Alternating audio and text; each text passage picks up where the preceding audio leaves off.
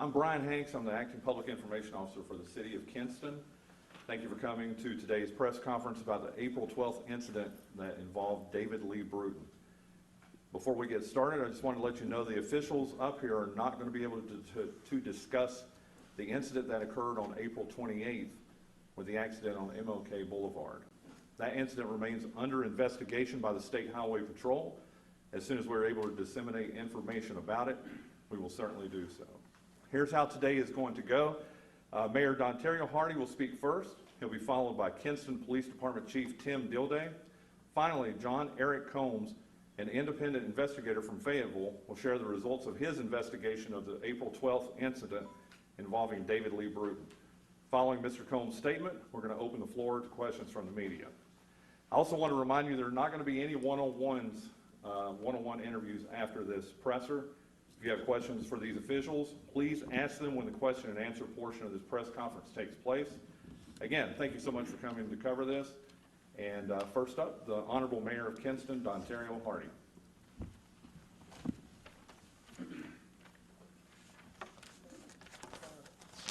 Well, first off, good to see everybody. Thank you for coming out to this press conference that we have here today. Good evening. My name is, of course, Mayor Don Hardy, City of Kinston. I'd like to thank you for coming out today to today's press conference. I'd also like to thank the residents of Kinston for their patience while we have diligently investigated the incident that occurred on April 12th. We wanted to make sure that we crossed every T and dotted every I and to weigh out any perception of any type of bias whatsoever, as we must always continue to govern by the policy and procedures we have in place by this governing agency, this governing body, by the city ordinances passed by this body, and the state laws that are passed by our North Carolina General Assembly. We can assure you that we have gone above and beyond to have an external review of the incident that has taken place on April 12, 2021.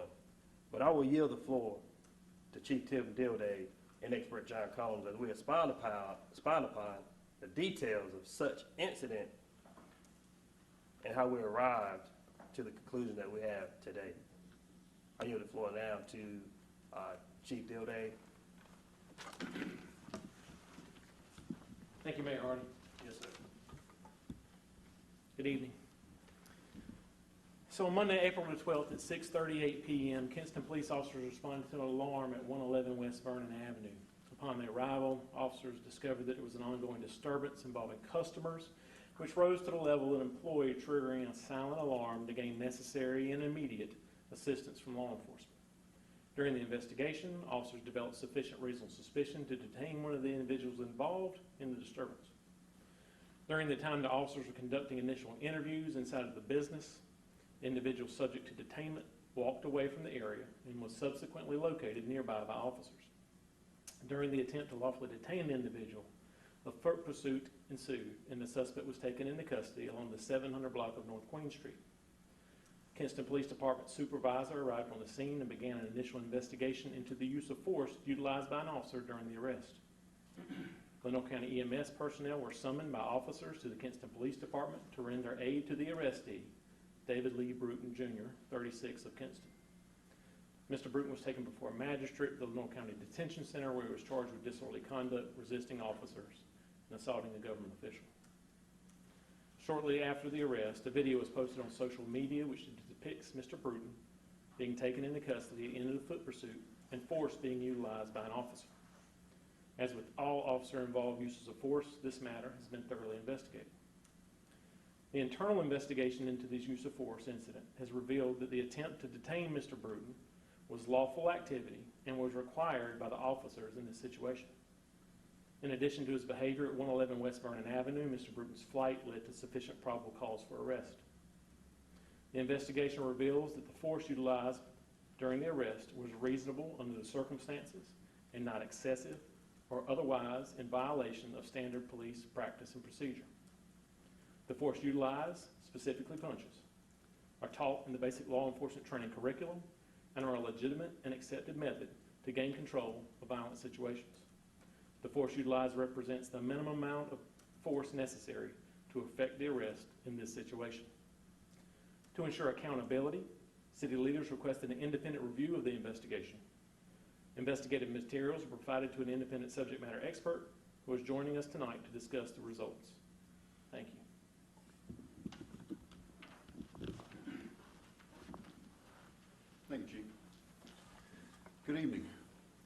My name is John Combs. I was contacted by the appointed city attorney in this matter to review the materials involved concerning the arrest of Mr. Bruton and to give an opinion as to whether or not the officer's actions in this situation were reasonable.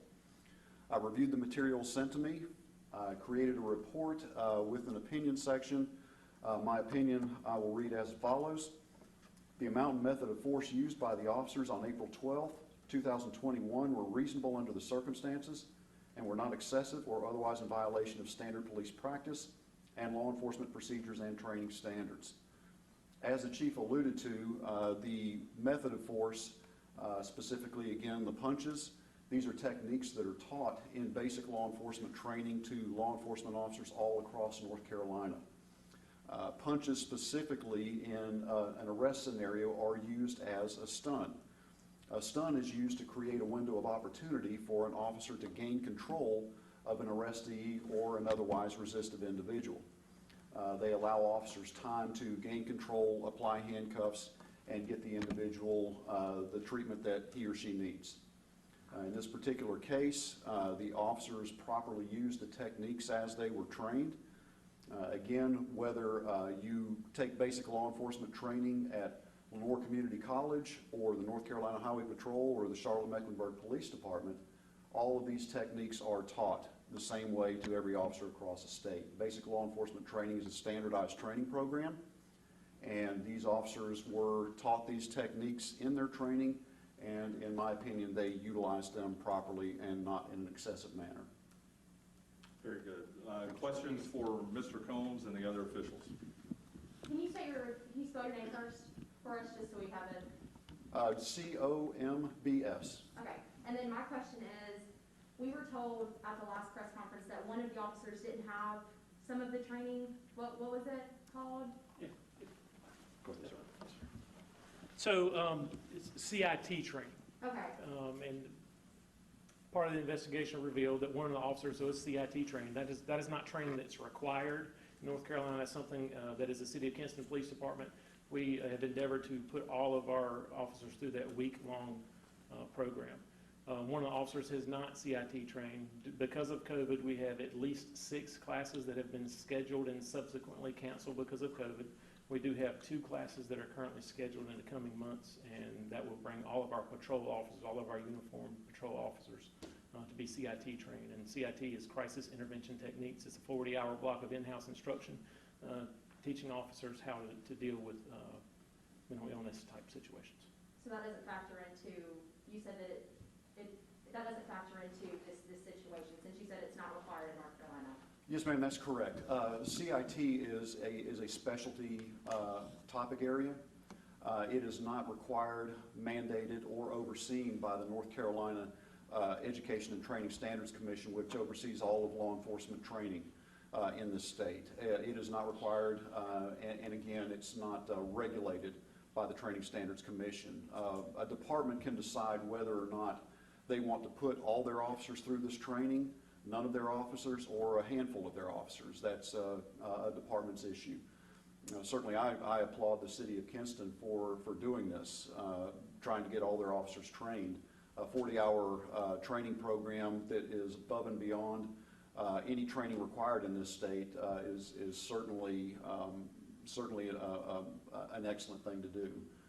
However, it is not required, and it did not figure into my opinion one way or the other, because once again, this is a specialized training area.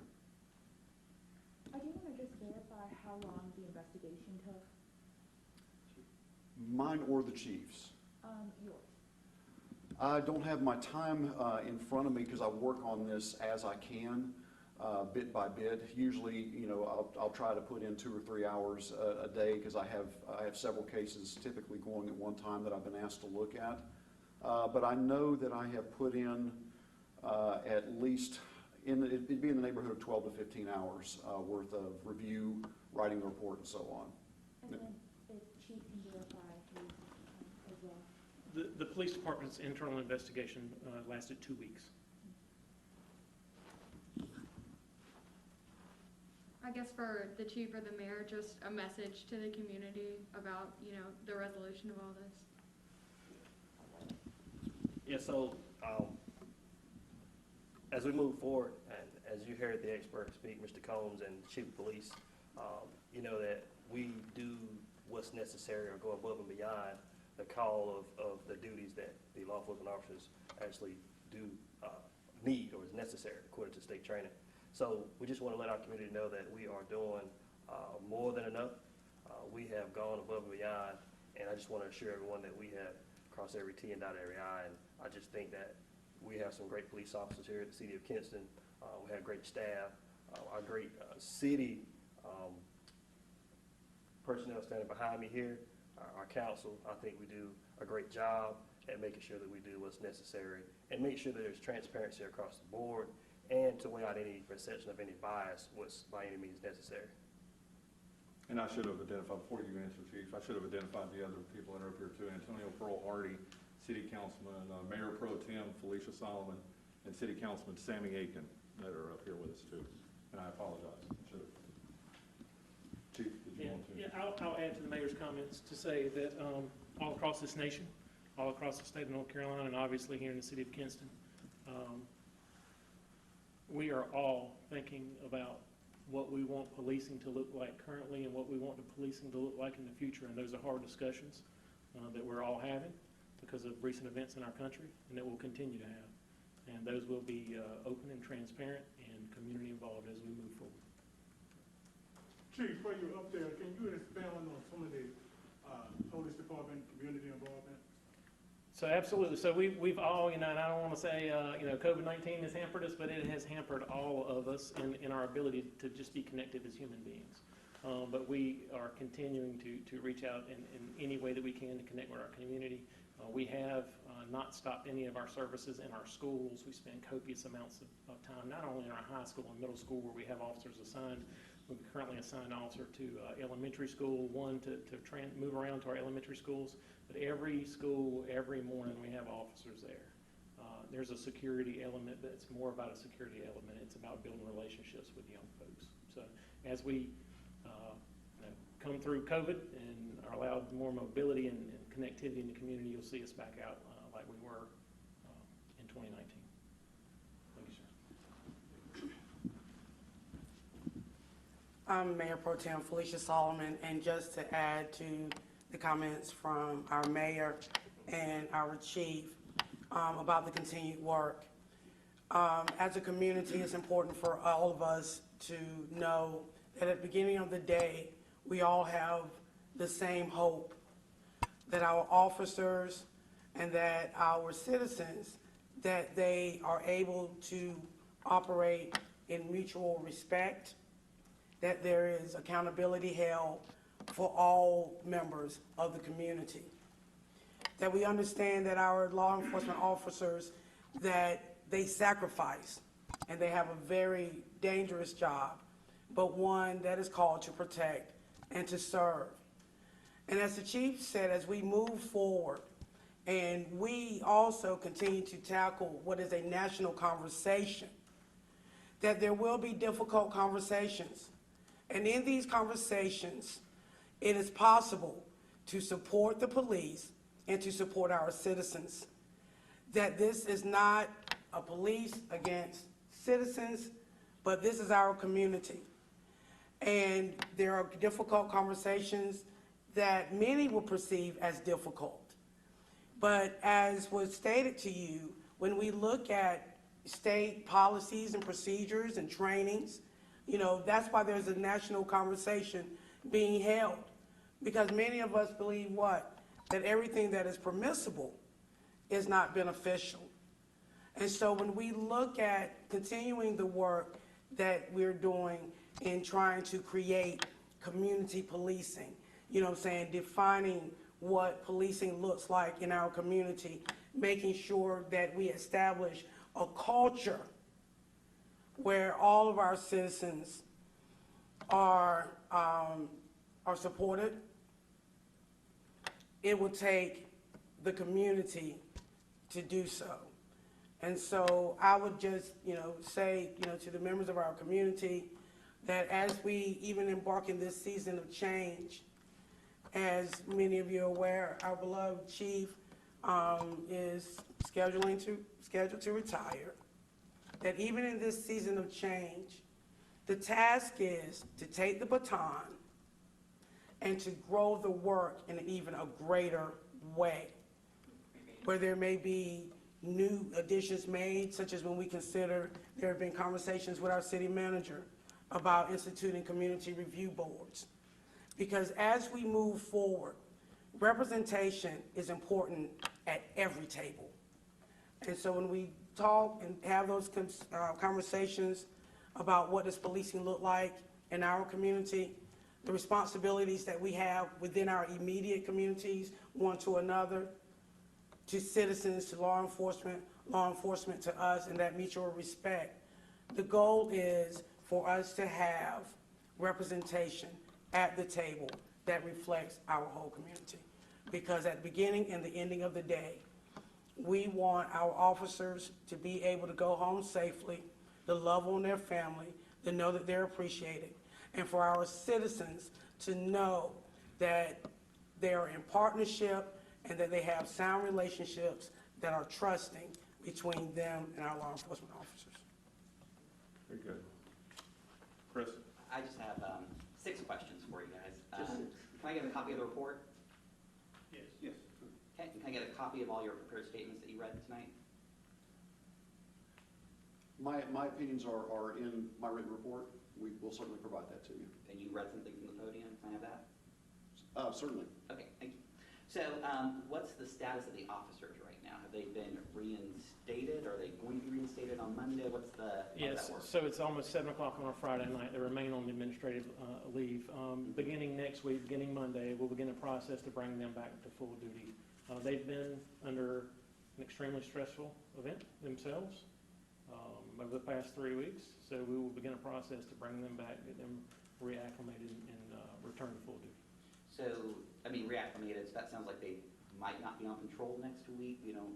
Well, I'd have to check their schedules. I can't tell you which day, but they'll come in Monday. We'll bring them back in the office and make sure that they're in a position where we can get them back to work. So you hit on one of my other questions of Surely. why are we doing this now? You know, 7 o'clock on a Friday. When was the investigation wrapped up? Some would say that it's, you know, trying to cover it up by doing it this late I on a believe our Friday. city manager will take that. So Yeah. give us some context here, please, if you don't mind. No, happy to do so. The council was made aware of the conclusion of the report earlier this week, and Mr. Combs came and made a personal presentation of his findings before the council, allowed the council to answer those questions. And one of the things that Councilwoman Solomon has said is about transparency and getting answers to the community as quickly as we could. As you know, Mr. Combs has other duties and he's working on other things. No matter when the meeting was going to be held, it would have been held after 6 p.m. because that's when, unfortunately, he was going to be available. The conclusion came. Today was the first day that we were available to do it, and we found it necessary to go ahead and produce that. There's no attempt to do anything other than come to the community at the quickest time. That also allowed Mr. Combs to appear before us and make his statements and make himself available for you for your questions. So when was the investigation concluded officially? Wednesday. Okay. Yep. Okay, any more questions? Oh, I Or you got go- my last one. Earlier on, when we talked the first time, you guys were trying to get other videos to help put together a fuller picture of what happened. Did you ever receive other videos from the community? We did receive additional via social media, but none were as clear as the original one posted. Since those are not body cam videos, can we get a copy of those videos? Mr. Colley. Let's get those videos, please. Absolutely. Okay, Very that's all good. I have. Anyone else? Again, thank you so much for coming out and covering this event, and we'll be in touch with you as soon as we can about the event, again, that happened on April 28th. Thank you guys so much. Have a great weekend.